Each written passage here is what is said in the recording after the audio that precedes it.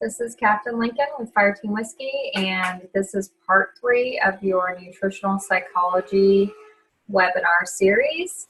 So let's go right into talking about working with your habit personality. So I highly recommend, if you're looking for a good book about changing your habits, to check out Gretchen Rubin's books on habits and habit personality types. So I borrowed this from Gretchen because it is that good. And this has helped me personally and helped clients that I've worked with really figure out how to work with their personalities on how to change their habits instead of against. And I think that's why a lot of us struggle with changing our habits, because we are doing things that are kind of against our nature, so to speak, in order to kind of force change in behavior. And that's why we fail, or those changes don't last. So these are the 4 habit personalities, and you can see how they can kind of overlap sometimes, but we usually are a majority in one of these categories. And if you check out Gretchen Rubin's books, you can take a quiz to figure out which one or which ones you mainly are. So the upholder is a person who doesn't really struggle that much with achieving goals. So they usually meet outer expectations and inner expectations. So they're usually very good at working on goals when somebody's kind of holding them accountable. And then they're usually good at working on goals when nobody's holding them accountable, and it's more of a self-accountability. So they're pretty good at doing both.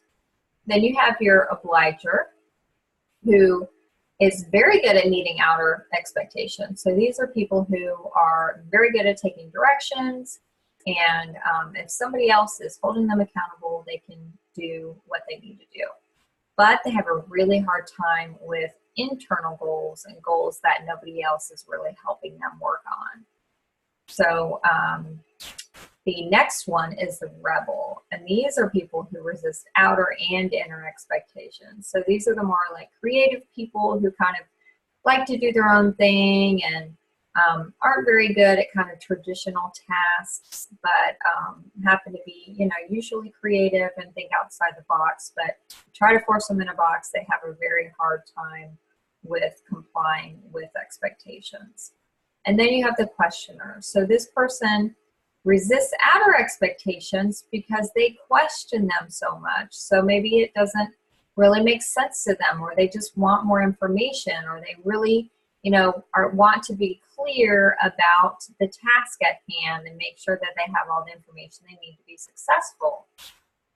And then they also they're pretty good at meeting inner expectations. So when they make their own decision internally and they feel like they have enough information, they're pretty good at meeting inner expectations, but they question a lot when it comes from someone else telling them, what they should be doing. So let's talk about some ways you can work with your habit personality. So if one of those kind of touched upon you, so if you thought, man, I'm an obliger, or I'm really a rebel, that sounds like me, or I'm a questioner. By the way, rebels and upholders are actually pretty rare. So questioners and obligers are a majority of the population. I happen to be an upholder. So think about, that how many people you interact with that fall in these categories. If the majority of them are questioners and obligers, if you really think about it. So let's talk about hacks for obligers. The obligers, these are the ones that have trouble with inner goals, no accountability goals, but have usually no trouble with outer expectations. So, that's the stumbling block, is self-accountability goals usually get passed over because of other goals that other people are expecting you to meet. So that means like the stuff that you need to take care of inside, like your health, and maybe your mental well-being and stress management and sleep management. These are things that kind of go back the wayside for obligers. So obligers, I'm talking to you. If this is you, here's your hack. So you need to build in systems of outer accountability for those internal goals. So let's say, you know, I am an obliger and I want to eat healthier. Well, that's a personal goal. You know, it's controlling what is going into my mouth. There's nobody who's going to walk around with me all day and slap food out of my hand, right? That'd be great if you can arrange that, but most likely you can't.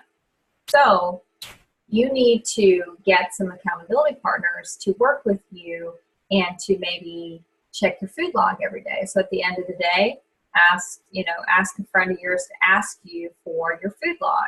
So that makes it an outer accountability. So they are expecting you to do a task and they ask you to do it. And then if you fall short, then you're going to feel like you let them down. So this is usually what obligers tend to avoid. So you will do it because somebody else is expecting you. So that's your hack, obligers. Questioners. So questioners are very good at being efficient at what they do, and they're problem solvers. So they usually can find a lot of information and solve problems and take the time to do that. But the problem is questioners tend to get into information paralysis. So that means their search for information goes on and on and on, and they never seem to be satisfied, and they never seem to actually get to the task. And also, they're very annoying. So it is annoying to accountability partners to get 100 questions about the task I asked you to do, and it seems like you're just putting off doing the task because you're asking a million questions. So that's why you're annoying. Sorry, questioners. So hack. Here's your hack, questioners.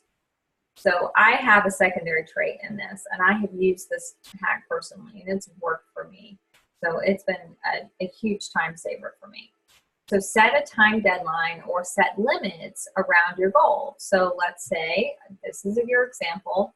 So I want to use a food log. I want to start tracking my food to be healthier. I want to use a food log. But there's so many out there. If you go on the app store, there's like a million food log apps. Which one? Should I do the one on Fitbit? Should I do the one on somewhere else? Just, so there's a million. And so this is where questioners kind of get in trouble is, okay, well, I'll just start looking at all of them, and I'll look at all the features, and I'll make a list of pros and cons and see which ones. And it just goes on and on and on. Months go by and you never track your food. So set a time deadline or set your limit. So just write down, I will research 4 food log apps, and then I will make a decision in 30 minutes. All right, time starts now, go. So hold yourself accountable to that. You're good at doing that. So just look up the 4, 30 minutes go by. At the end of that 30 minutes, my decision is made. That's your hack, questioners. Upholders. So this is who I am. We're usually very good at, self-directed tasks and kind of like to figure things out on our own. Our stumbling block is we tend to be very rigid and like to do things our way. And we have a hard time looking for creative solutions because we're used to doing things our way. We're pretty stubborn, and this is the way it always works, and we want to do it our way. And we have a really hard time delegating. So here's the hack. We need to be open to seeking others' perspectives, and we need to make a delegation list. So if there's some things, maybe, I'll use myself for an example. So I like the laundry folded a certain way. I have a very kind of OCD personality type when it comes to that. So I end up basically doing all the laundry because I don't like the way my significant other folds the laundry. But I have to take a step back and reevaluate that and determine, is this really that important to me? If the laundry gets done, it gets done. Yes, I prefer it to be my way, but is it really that big of a deal? So you have to kind of take a step back and write down those items that you're willing to let go so you can get some help with those goals. And now you're rebels. I love rebels. I love working with rebels. So you guys are my favorite to work with out there. You're very talented at what you do. You're usually very creative and usually have, a pretty charismatic personality or you're very artsy or different. And but your stumbling block is you don't like to adult. So basically, all those kind of boring adulting tasks you really just kind of don't like and really avoid like play. So here's your hack, rebels. You need to tap into that rebel personality. So you need to kind of, here's two ways to do it. You can kind of look at the task and go, okay, I'm doing this because I want to, rather than I'm doing this because I'm an adult and I'm supposed to do these things. Or if that doesn't work, you need to kind of use that rebel to force you towards those goals. So let's say you really hate paying your bills on time. And so you can kind of take that and go, okay, maybe there's somebody in your life that told you that you're always going to have financial problems because you can never pay your bills. Well, maybe put that person's mind, or maybe even put a picture next to those bills with a sign that says, you know, I'll show him, you know, that I can be responsible. So tapping into that rebel of you. So, and if you're trying to lose weight, maybe a person who's told you, oh, you'll never lose weight, or you always lose weight and you always put it back on. So why do you even try? So those kind of haters out there, take that as inspiration and, you know, like put a poster next to it, or, you know, write it down and look at it every day and say, you know what, I'm going to show them, I'm going to do this. So kind of tap into that rebel inside of you. So that's a great hack for you. All right.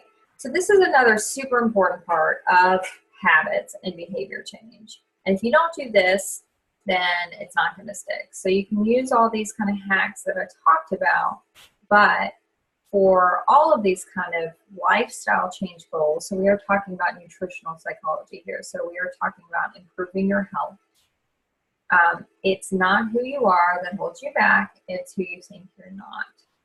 So if you have that negative self-talk going on in your head that says, you know, I am not a runner, and then you approach your physical fitness test every year and you stand at that starting line and you have that voice in your head that says, I'm not a runner, I always struggle with my run, I can never do this, I always just get too close, or maybe I fail, I'm just not a runner, I never will be. So you see how that kind of, no matter what, no matter how much you run and train, becoming a runner will never stick until you start thinking about yourself as a runner. So I know it may feel false at first, but over time, it could become a part of who you are. And if you don't assimilate it and have it become a part of who you are, then it's always going to feel false. It's always going to feel like you're wearing somebody else's clothes. And the sooner that you can, the soonest chance you can get, you can take those clothes off and put your clothes back on. So I want you to bring the identity of a healthy person to who you are on a daily basis. This is so important. So you can look at it as, you know, I want somebody to look at you 30 days from now when you're done with the 22 caliber program, or a year from now after you've been doing this for a few months or a year, and go, gosh, you know, that Joe, you know, whatever your name is man, you know, they're like a healthy person. They're that guy. That's that guy who always brings his lunch, and he's always eating healthy things. And you know, when we have cupcakes and bagels and cookies around in the office, he never eats them. He always has like some other healthy snack he's got.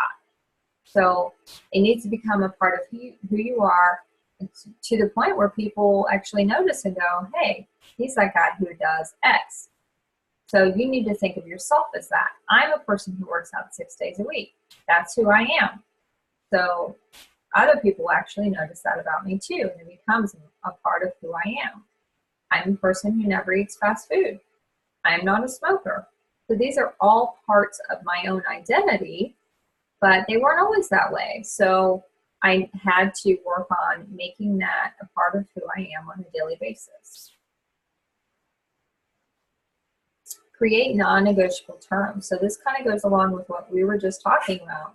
You need to create, and I encourage you to write these down for you and look at them every day, terms that are never broken. So yes, there are some things, or there are some hard and fast lines, especially if you know you struggle with it, to never break. Or you can also have terms that have one exception, right? So for me, my one exception is, okay, I don't have sugar, sugary items, sweet, things like that, unless I'm on vacation, or unless it's, my niece's birthday party or something like that, or unless it's a holiday. So those are my exceptions. You need to be very specific. So it's not just like, okay, I have sweets 3 times a week. That's not specific enough. You need to say, I only have sweets on Sunday. I only have sweets, in between 2 and 4 every day, whatever it is. So I don't eat fast food. That's just a never broken kind of thing. And then you can base it on an exception. So if you don't want to do, I don't ever eat fast food, you can say, I don't eat fast food on the weekday. So only on the weekends can I eat fast food. Or I don't eat fast food except for on Sundays.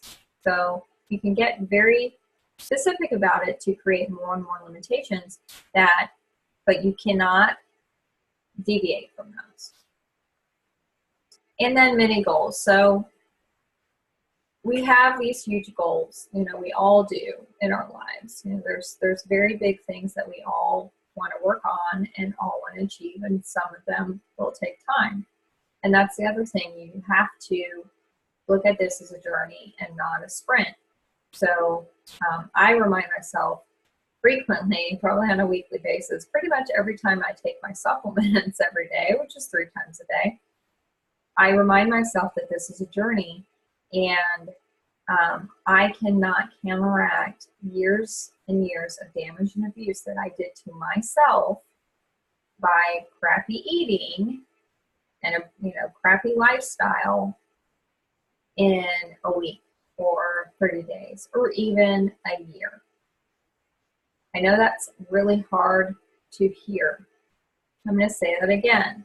You cannot counteract years and years of crappy health behaviors in 2 weeks, in 4 weeks, in 40 days, in a year.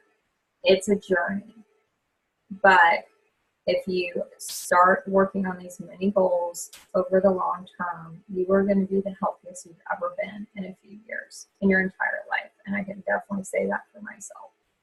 So the sooner you get started, the longer you're going to be on that road, but you're also going to make a lot of, you're going to make up a lot of time. So get started and make a list of those little mini goals, because maybe, those huge goals are really hard to see right now. And those huge goals are hard to see, especially, maybe you've been working on this for 6 months and it just seems still so far away. You feel like you've been working so hard and so long for it. So forget about the huge goal. I mean, yes, you have the huge goal, but break that down. There are many, many, many steps you have to achieve in order to get to that goal. So I'm a hiker, so I think of it like as a long hike. So if I have an ultimate destination and I have a path and a journey that I figure out I want to take, I have to take a step in order to get to that ultimate goal, right? I can't just expect to magically appear or take 4 steps and magically appear, 20 miles away. That's just not realistic, right? So I need to know, okay, here's my point A to point B. Now I'm going from point B to point C and point D, and on and on and on. So if you have a big goal, like you want to lose, like 30 pounds, like I have in my example, what are those small goals to get to that big goal? So it's not just, oh, I need to lose 1 pound, then 2 pounds. That's not what I mean. What's your behavior change? What's your daily behavior change? What's your mini behavior changes that you have to make? Well, one of them is I don't go through Dunkin' Donuts every morning and eat 2 donuts and have a sugary coffee. That's not helping me get towards my big goal. That's my small step, is to make a healthier choice right there, and so on and so forth. So break it down into small little mini goals that you can achieve on a daily basis to get you closer to that goal. Accountability and incentive. So this is something that I have built into Fire Team Whiskey because I know how important it is. So according to research, the two factors that effectively help people achieve their goals and those behavior change is incentives and accountability. So you need to set up those two systems. Those are really important. You need to have more than one accountability partner. Now, you are working with Fire Team Whiskey, and you do have a whole staff of cadre members who are there to help you. So you have several accountability partners with us, but I encourage you to get somebody in your life. I encourage you to get somebody at every location that you spend a lot of time at. So you obviously spend a lot of time at work, so get one or two accountability partners there. If you're in the military or you're a first responder, get one or two there. Maybe you go to a church, get one or two there. Anywhere that you spend a significant amount of time, you need to get accountability partners. Don't be afraid to ask, and don't be afraid for people to turn you down and say, well, I don't want that responsibility. Okay, move on to the next one. And then you need to announce your goals. You need to tell all of those partners what your goals are, what you're working on. And, just tell them to check in with you however way you want them to check in with you, whether it be every day, every week, whatever. However way you need to be specific and ask them to do that. And then I love the, announce it to the world kind of thing. Announce it on your social media pages. This is what you're going to work on, and you would love for everybody to kind of hold you accountable. And then set your measurable mini goals and add your incentive to each one. So we talked about those mini goals. So if you can maybe, let's say you want to work out 6 days a week. So if you say, okay, my incentive is if I work out 6 days a week for 30 minutes, be very specific, then on Sunday or at the end of that 6 day a week, I get to watch an hour of Netflix. So take something that would take up normally that time that you could possibly work out or whatever that goal is. Don't reward yourself with food. I discourage you from doing that because that's counterintuitive to what we're trying to do. So, reward yourself with something enjoyable, but please, try not to do the food thing because we need to kind of work on, and we talked about all those social reinforcements, that kind of emotional connection and reward connection to food. Food is fuel. And yes, you can enjoy it, but we need to kind of take that emotional connection away from food.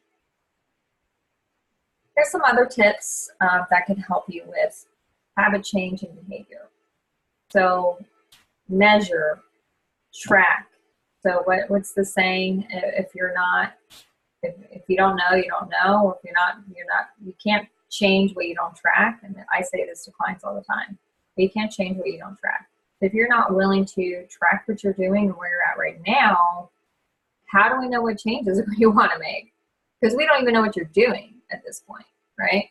So let's start tracking. I've been on this journey for a few years now since I've made some significant changes to my own nutrition. And I have tracked every dang day. Maybe not vacations, but other than that, every day. I have an app on my phone, and I track every single thing I eat and drink. And no, it's not because I'm really that concerned, because I eat very healthy now, so I don't really need to track. I'm usually on point whether or not I would track or not, but it's data. So if I have no data, how do I know what's happening with me? So maybe my weight starts ticking up, or maybe I start feeling kind of lethargic and tired in the afternoons, or maybe I start getting sick a lot. So I need to have some data to look back and go, okay, what has changed? What am I doing differently? Why, when did this kind of start happening? So I encourage you, and if you are doing one of our caliber eating plans, you have to track. That's part of your eating plan. So this is super important. It's all about data. It's all about knowing after a certain period of time, if you're not getting to your goals, what we need to adjust. If you're not tracking, how the heck do we know what we need to adjust? Because we don't know. We don't know what you did. So portion control. I measure everything I eat most of the time. So, and I'm pretty good at eyeing it at this point because I measured for so long. So if you don't have a measurement, obviously you're not walking around with measurement cups in your bag. I mean, if you want to, that's awesome, but most people don't do that. So a portion of meat would be the size of a playing card or like the palm of your hand. 1 cup is like the size of a tennis ball. 1 ounce is the size of like a domino stick. A medium piece of fruit is the size of a baseball, not a softball, a baseball. So get organic because most of the non-organics are huge. 1 teaspoon is the size of a die. A portion of like a carbohydrate, like a potato, would be a computer mouse, which is what I have right here. 1 cup would be like fist or tennis ball. 2 tablespoons is the size of a golf ball, or I like to use the end of my thumb, also as a reference for a tablespoon. And then a sweet serving would be like 1 ounce. So if you're not sure about ounces, it would be the size of like a dental floss or a die, or excuse me, a domino. So those can help you with tracking, because if you're eating, especially if you're eating out or you don't have any containers with you, that can help you kind of track what size you're doing so you can calculate your calories appropriately. Research shows most people estimate way lower than what they actually eat. So I encourage you to measure until you've been doing it for a very long time, like I did. I did it for over a year until I kind of stopped measuring, even though I pretty much measure most of the time. If I'm eating at home, I'm measuring. And then if you're eating out, I would encourage you to use this hack. Put half your meal in a box before you even start eating. So ask for a box with your meal, and then half it up, put it away for later. So then you save money too, because you have 2 meals instead of 1. Don't eat directly from containers. So if you're eating a processed food, like something from a box, like crackers or something like that, don't eat from the box. You are always going to overeat. Pull out the portion, get a cup, measure how much you have, and eat from the cup or measuring cup.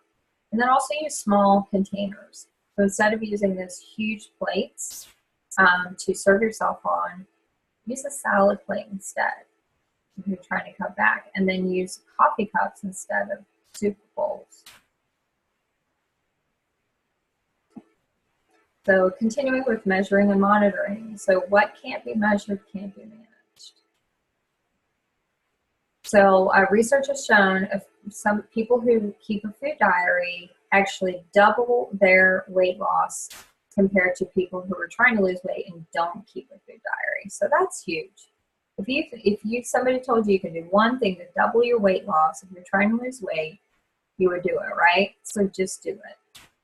I do encourage you to do your measurements, and also with Fire Team Whiskey, you will get rewarded for doing those things. You have your pre-mission report and then your mission complete report that's included in your package. So I encourage you to use this as your tool to help you track. And especially for, most of us who are women, I would just say the scale is not going to shift probably as much as if you were a male when you were on one of our caliber plans. Sorry, that's just our biology.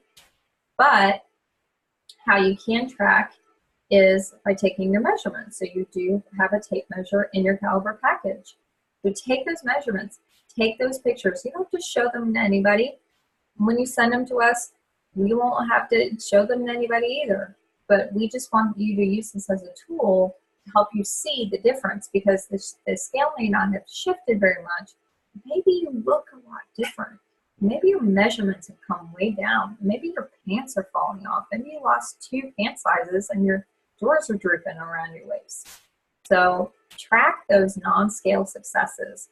And I'm the first one to say the scale is not a reflection of health. I will say again, the scale is not a reflection of health. So that you know there are lots of probably skinny people you know who eat like crap and they smoke and maybe they drink a lot and they're super, super unhealthy, but they're skinny. Okay, big deal. They're not healthy. So the scale saying that lower number doesn't mean that they're healthy. And vice versa. There's a lot of people who are maybe overweight or heavier and they, they're athletes and they eat healthy and they never get sick. So just because their weight is a little bit higher doesn't mean that they are unhealthy.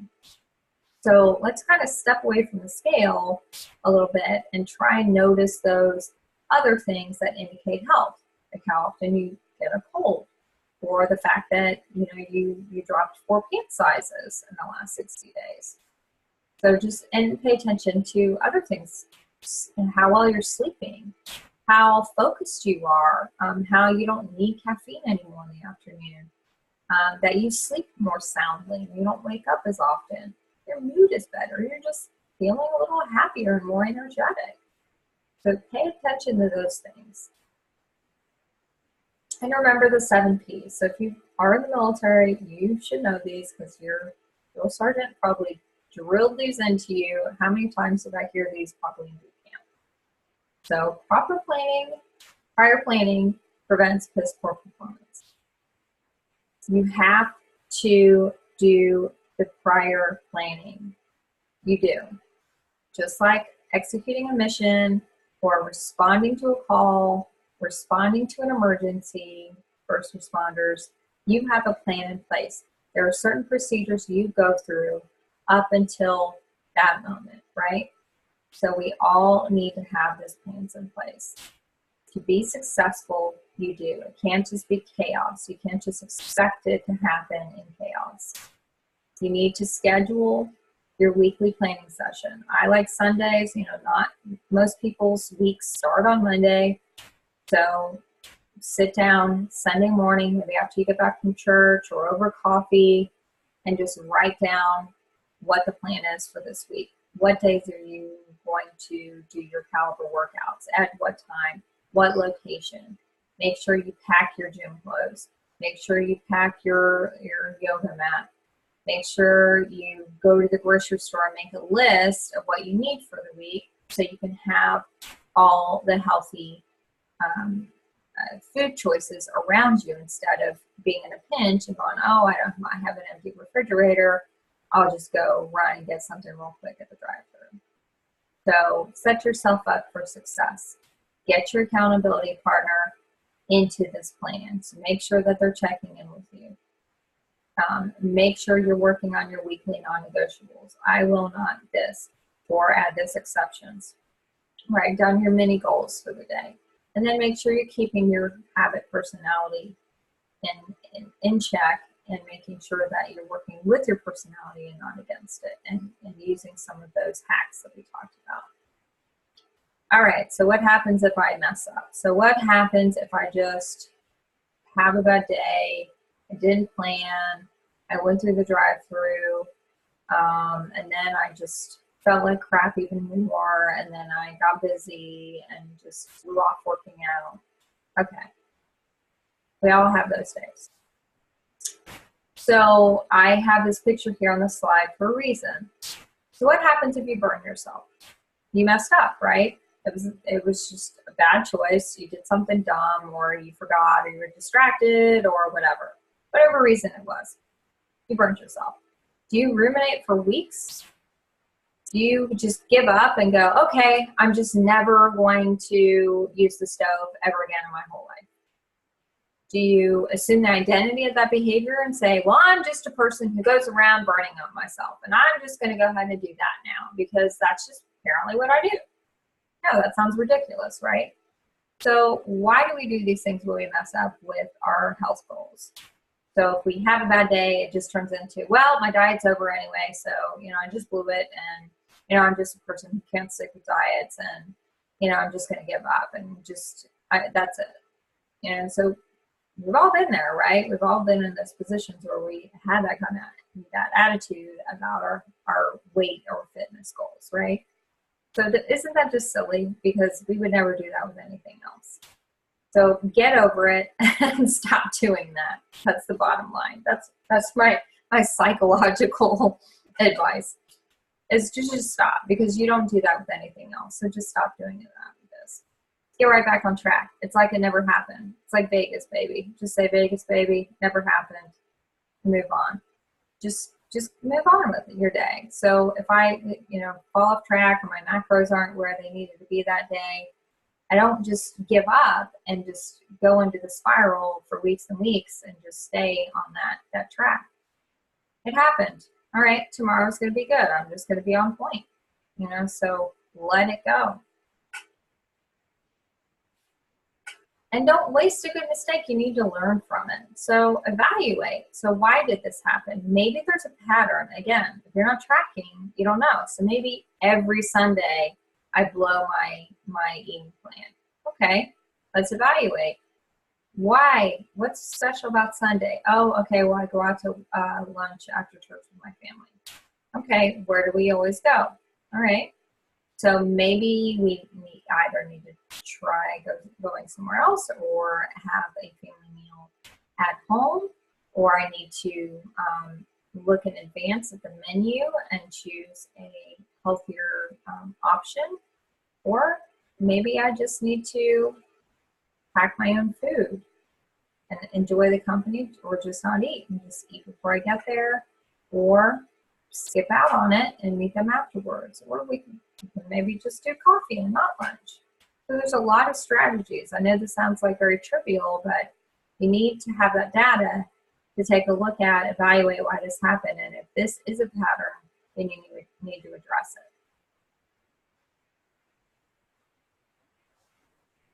All right. So that is our Nutritional Psychology 101. That was part 3. And I hope you learned a lot about how important working on this is to our outside goals. So if you're not working on your habits and your behaviors and your emotions and how they all kind of tie into food and fitness and our motivation to work on these things, then any changes you make on the outside are not going to be permanent. So that is the point of these Warrior Wellness videos, is to give you the tools and the information you need to make the changes in here and in here, so that the outside changes that you will get from doing our program are permanent. I don't want you to just, lose weight, start feeling better, and then have all of it just go away after a while because you couldn't sustain those behaviors that you changed in the 30 days you were with us. So I want you to be on the long-term track for success, and that's what we're here to help you do. So we want to give you those tools. We want to give you the support. Cadre is here. We have experts. We have guest expert consultants.